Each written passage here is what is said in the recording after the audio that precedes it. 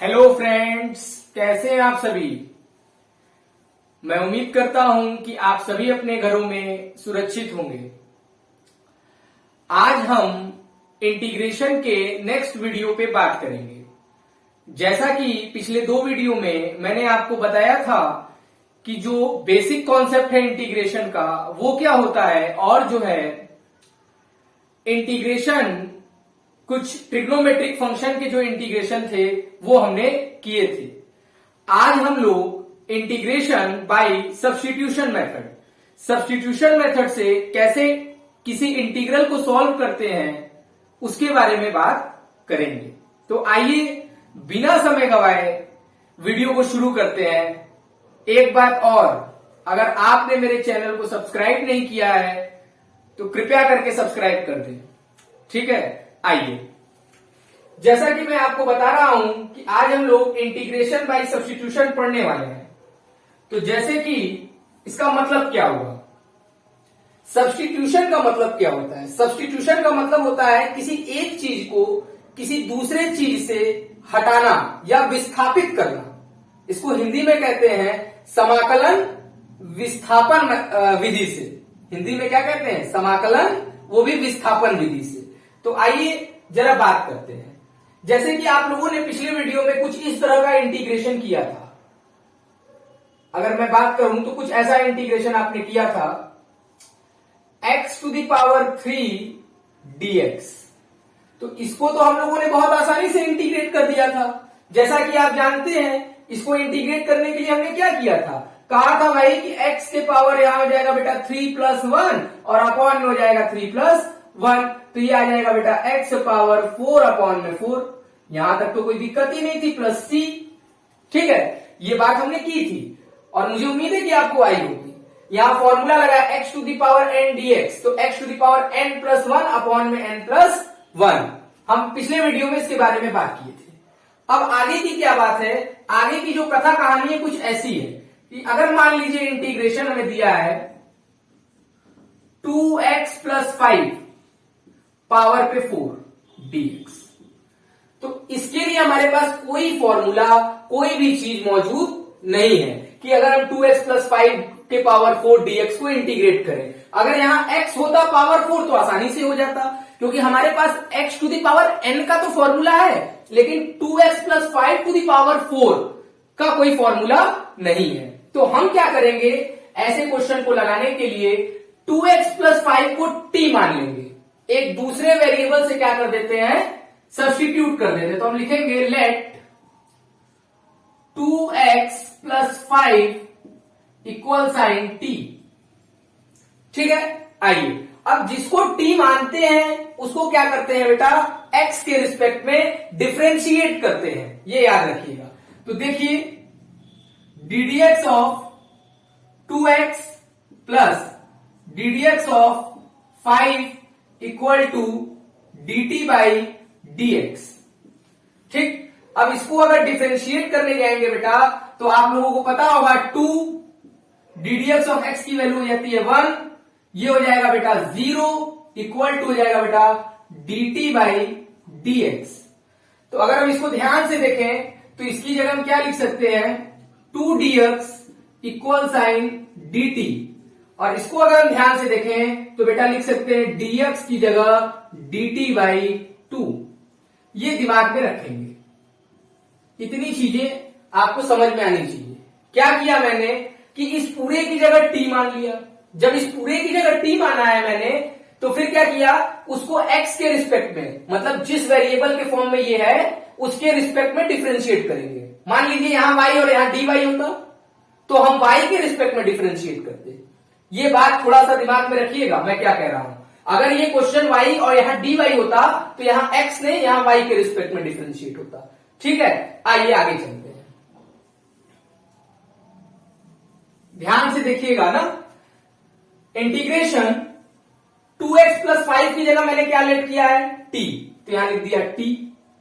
यहां पावर 4 हो गया। क्यों 4 हो गया बेटा, क्योंकि यहां पे मैं देख पा रहा हूं कि t⁴, और इस dx की जगह हम क्या लिख सकते हैं बेटा, dt/2। तो आइए इसको सब्स्टिट्यूट कर दिया dt/2। यहां से 1/2 जो है बाहर आ जाएगा, मतलब कुछ ऐसा हो जाएगा, और ये हो जाएगा t⁴ dt। ठीक, अब अगर ध्यान से देखें तो x⁴n dx का हमारे पास फॉर्मूला है, मैं लिख रहा हूं, इंटीग्रेशन x⁴n dx का हमारे पास फॉर्मूला है, क्या है, x⁴n+1/n+1, ये हमारे पास फॉर्मूला है। तो अगर हम इसकी बात करें तो ये इस तरह से क्या हो जाएगा, देखिए यहां x है तो यहां dx है, यहां t है तो यहां क्या है, dt है। फिर से सुन लीजिए, यहां x है तो यहां dx है, और अगर यहां t है तो यहां क्या है, dt है। तो अगर हम बात करें तो ये हो जाएगा 1/2, ये हो जाएगा बेटा t⁵ 5 c। अब t क्या लेट किया था हमने, 2x+5, तो लिखेंगे क्या हम, 1/2 2x+5 5 c। ठीक, तो ये हमारा फाइनल आंसर हो गया कुछ इस तरीके से। ठीक, तो हमने क्या किया, किसी एक को दूसरे वेरिएबल से क्या किया, सब्स्टिट्यूशन किया। ये मेथड क्या कहलाता है, इंटीग्रेशन बाय सब्स्टिट्यूशन। इसको नोट करिए, इसके बाद मैं आगे और बात करता हूं।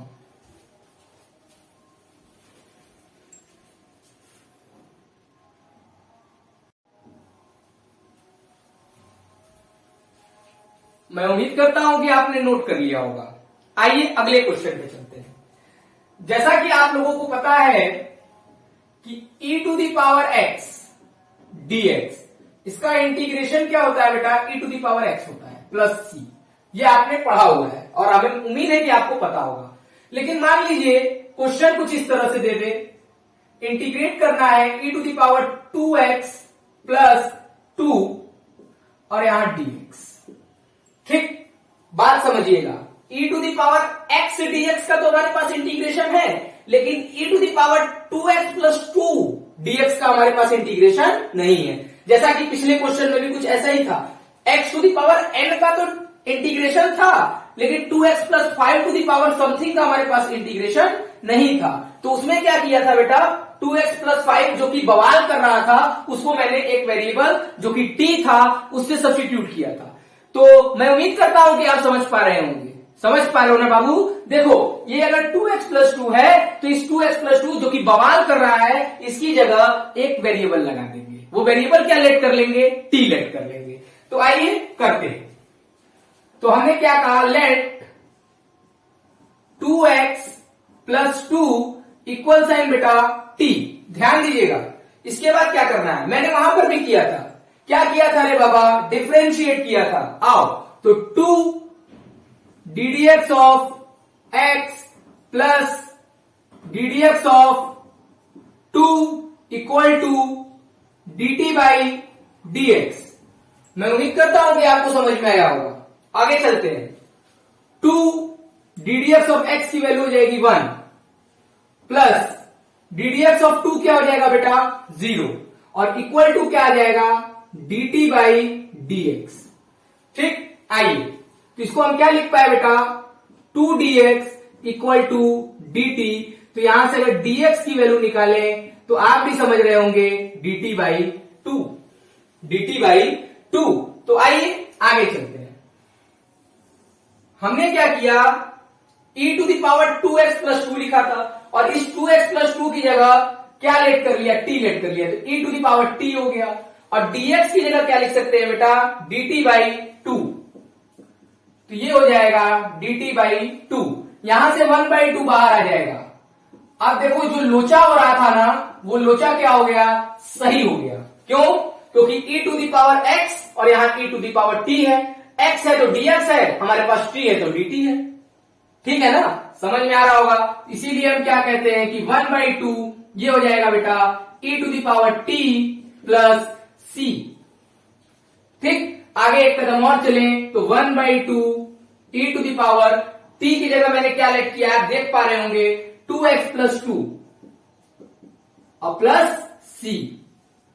ठीक, ध्यान दीजिए, मैं कुछ चीजें समराइज कर रहा हूं, वो क्या चीजें हैं उस पर भी ध्यान देना जरूरी है।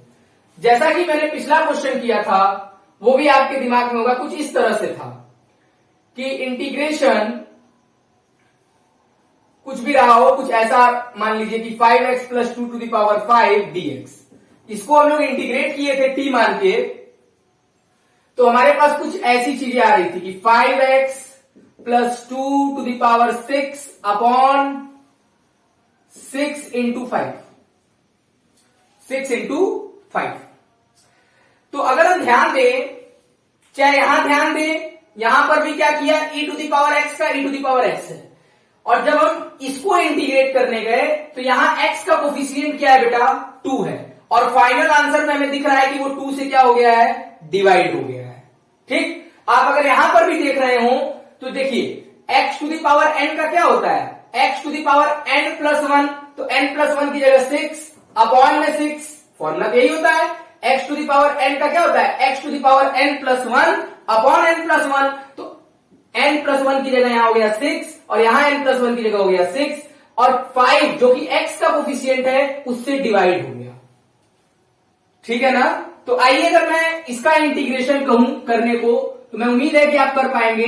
जैसे मैं बता रहा हूं, e के पावर 3x प्लस 4 dx, इतना लिखने की जरूरत नहीं है। क्यों नहीं जरूरत है, क्योंकि e के पावर x का e के पावर x की जगह क्या लिखा हुआ है, ये पूरा लिखा हुआ है। पूरा मतलब कितना, 3x प्लस 4, तो ये हो जाएगा e to the power 3x plus 4, क्योंकि e to the power x का e to the power x हो गया। अब x का कोफिशिएंट क्या है, 3 है, तो यहां 3 से क्या कर देंगे, डिवाइड, प्लस c, यही इसका क्या है, आंसर है। ठीक है। अभी स्टार्टिंग में मैं बहुत सारे क्वेश्चन इस तरह भी लगाऊंगा, लेकिन आपको मैं ट्रिक बता रहा हूं कि जो x का कोफिशिएंट है उसी से हम क्या कर देते हैं, डिवाइड कर देते हैं। मैं उम्मीद करता हूं कि आपको ये समझ में आया होगा। आप इसको नोट कीजिए, फिर हम आगे बात करते हैं।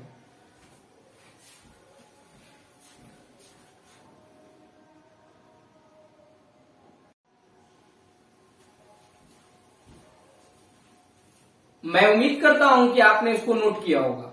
आइए आगे बात करते हैं।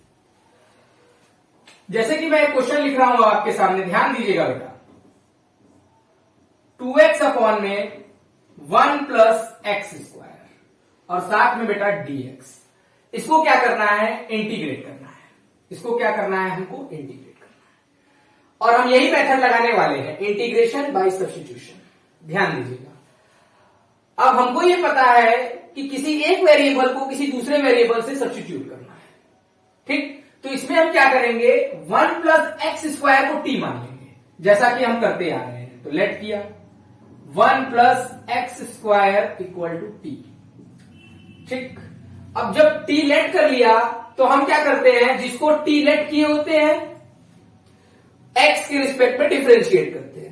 मैंने पहले भी बताया कि अगर ये y होगा तो y के रिस्पेक्ट में करेंगे, क्योंकि x है तो x के रिस्पेक्ट में करते हैं। तो देखिए 1 प्लस, अगर इसको हम लोग करें, मैं लिख दे रहा हूं, चलिए आइए एक बार और मैं लिख दे रहा हूं, ddx of 1 plus ddx of x square equal to dt by dx। ठीक, अगर हम बात करें तो ये तो 0 हो गया, ये हो जाएगा बेटा 2x equal to dt by dx। ठीक, आइए अगर हम बात करें तो इसको क्या लिख सकते हैं हम लोग, x dx equal to dt by 2। अगर आप दिमाग से सोचें तो x dx और 2 से डिवाइड करा दिया, dt बाई 2।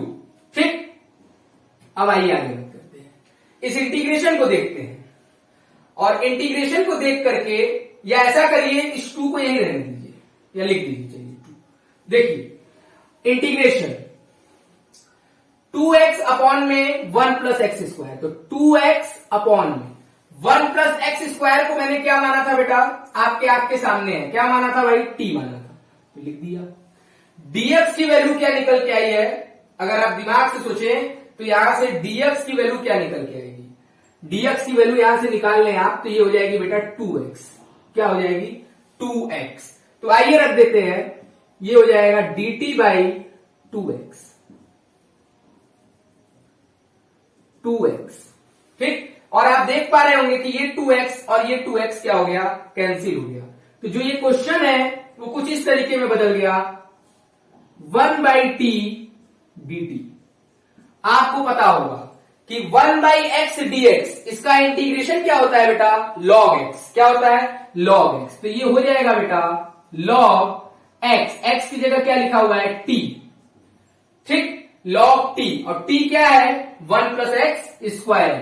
तो आंसर क्या आएगा बेटा, आंसर ये आएगा कि log 1 + x² + c। ठीक, चलिए, कुछ किया नहीं है मैंने, मैं एक बार फिर से बता दे रहा हूं कि 1 + x² को t माने, जिसको t माने उसको x के रिस्पेक्ट में डिफरेंशिएट किया। जब डिफरेंशिएट हो गया तो हमारे पास 2x बराबर dt/dx आ गया। dx बराबर निकालते तो dt/2x, उठा करके सारी वैल्यू पुट कर दी। 2x ऐसे ही है, 1 + x² की जगह t है, dx की जगह dt/2x है, और ये 2x ही 2x कैंसिल हो गया, तो 1/t dt, ये हो जाएगा log t, log, और t क्या है, 1 + x², तो ये लिख दिया गया। ठीक, आइए आगे बात करते हैं। जैसे मान लीजिए क्वेश्चन ये है, log x होल² अपॉन में x, और साथ में है बेटा dx। ध्यान दीजिएगा, क्वेश्चन हमारे पास है। अब हमें फिर किसी को t मानना होगा, क्योंकि ऐसे ये क्वेश्चन नहीं लगेंगे। देखिए, तो हम क्या करने वाले हैं, लेट कर लेंगे बेटा log x = t। log x को मैंने t ले लिया। अब जिसको t लेते हैं उसको x के रिस्पेक्ट में क्या करते हैं बेटा, डिफरेंशिएट करते हैं। तो ये हो जाएगा बेटा 1/x = dt/dx। अगर आप दिमाग से सोचें तो ये आ जाएगा 1/x dx = dt। ठीक, आइए थोड़ा सा और मैं इसको कर दूं, आपके लिए मैं कर दे रहा हूं, dx = dtx। ठीक, dt और x, या इसको और अच्छे से लिखना हो तो ये लिख दीजिए आप x dt, थोड़ा सही लगेगा। ठीक, आइए अब इंटीग्रेशन पे चलते हैं। इंटीग्रेशन क्या है बेटा, log x² अपॉन में x। log x की जगह हमने क्या लिया बेटा, t लिया, तो यहां लिख दिया बेटा t²। ठीक, अब देखिए x ऐसे ही है, x ऐसे ही है, dx की जगह क्या लिख सकते हैं, x × dt, x और dt। हम देख रहे हैं कि ये x और ये x क्या हो गया, कैंसिल हो गया, तो हमारे पास क्या आया बेटा, t² dt। ठीक, अब इसको हम क्या लिख सकते हैं बेटा, इसको लिख सकते हैं t³ अपॉन में 3 dt, सॉरी ध्यान दीजिएगा, t³ अपॉन में 3 और प्लस c। ये कहां से आया, ये फॉर्मूला होता है x⁴n dx। आपको मैंने पीछे भी बताया है, आपको याद होगा, x⁴n dx। यहां x था तो यहां x था, यहां t है तो यहां t है, n की जगह 2 है। ठीक है, तो मैं उम्मीद करता हूं कि आया होगा। आगे चलते हैं। तो t की जगह मैंने क्या लेट किया था, उसको पुट कर दीजिए। क्या लेट किया भाई, log x। तो ये क्या हो जाएगा, log x पावर 3 अपॉन में 3 प्लस c। तो ये हमारे पास इंटीग्रेशन हो गया। ठीक है, आइए एक क्वेश्चन और देखते हैं।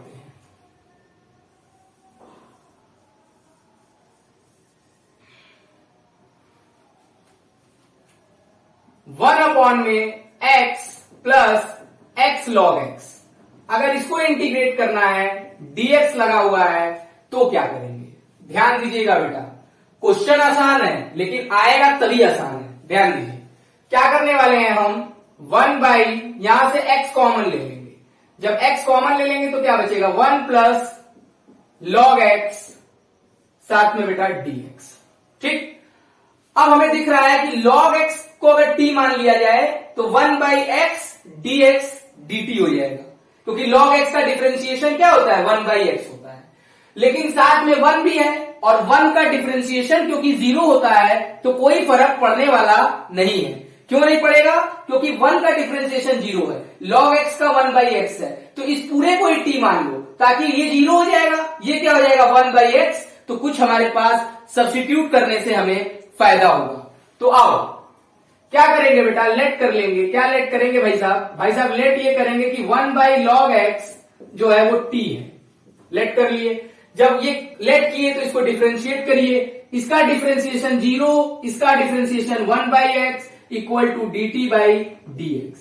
यहां से dx की वैल्यू निकालेंगे बेटा तो आ जाएगा x साथ में dt। ठीक, आइए अब पुट करते हैं इसको 1 में x 1 प्लस लॉग x, ठीक। तो x ऐसे ही रहने दीजिए।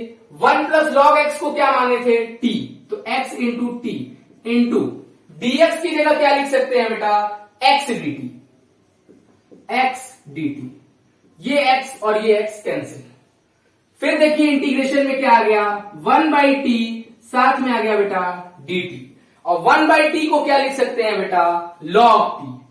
क्यों लिख सकते हैं भाई, आपको पता होगा। क्यों पता होगा, क्योंकि 1/x dx का इंटीग्रेशन log x, इसी तरह 1/t dt का इंटीग्रेशन log t। अब t की जगह जो लेट किए थे वो लिख दीजिए 1 प्लस log x, तो ये हो जाएगा बेटा log 1 plus log x plus c। तो ये हमारा फाइनल आंसर है, ठीक है। तो हमने ये कुछ क्वेश्चंस और देखे जो मेथड ऑफ सब्स्टिट्यूशन पे लग रहे थे। एक बार आप इसको नोट करिए, फिर आगे बात करते हैं। इसको नोट करिए।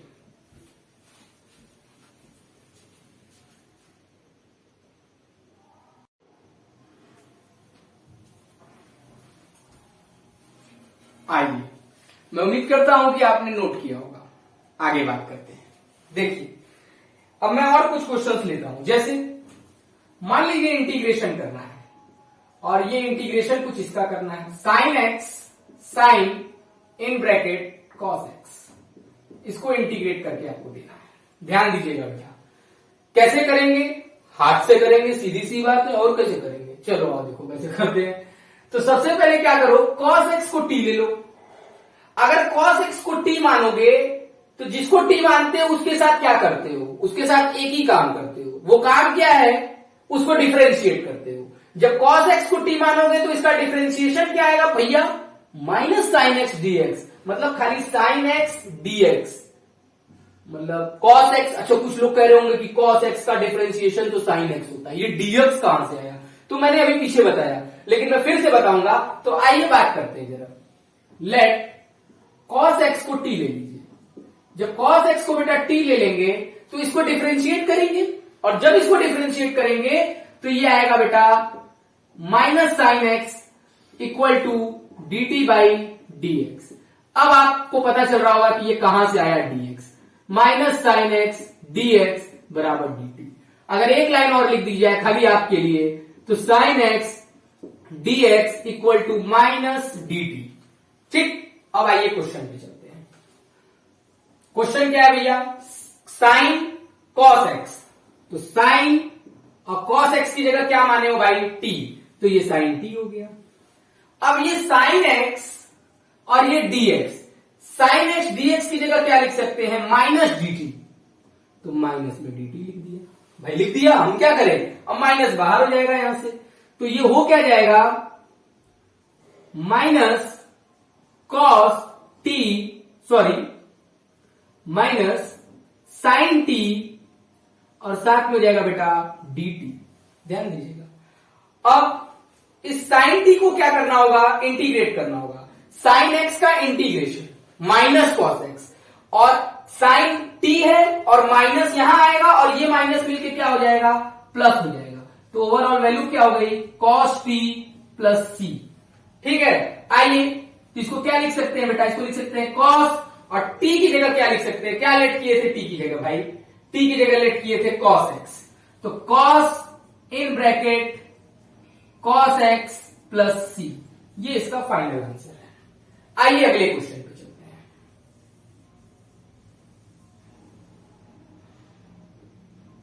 ध्यान दीजिए बेटा, कभी कभी क्वेश्चन ऐसा दे देता है, कैसा दे देता है भाई, integration sign a x plus B cos a x plus B dx.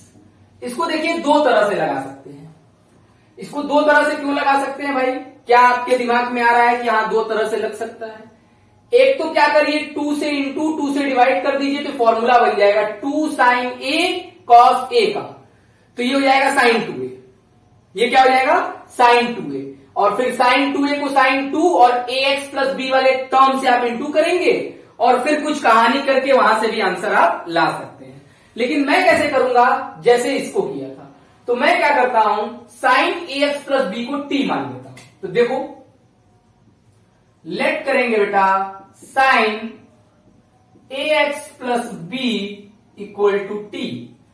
ठीक, अब आइए इसको इंटीग्रेट करने चलेंगे बेटा, सॉरी डिफरेंशिएट, तो ये हो जाएगा cos a x plus B. और आपको पता है कि जब sign a x plus b है तो एक्स के कोफिशिएंट से यहां मल्टीप्लाई हो जाएगा।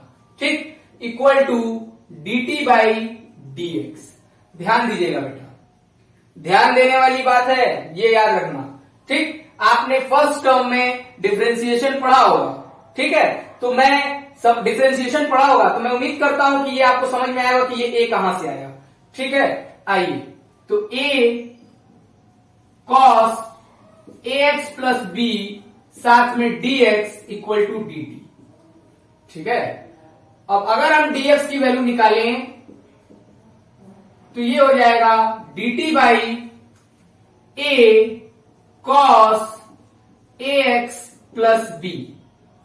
ठीक, आइए अब क्या करेंगे बेटा, वैल्यू पुट करते हैं। देखिए sign a x plus B क्या है, sign a x plus B T है। क्या है भाई, टी है, तो इसकी जगह टी लिख दिए।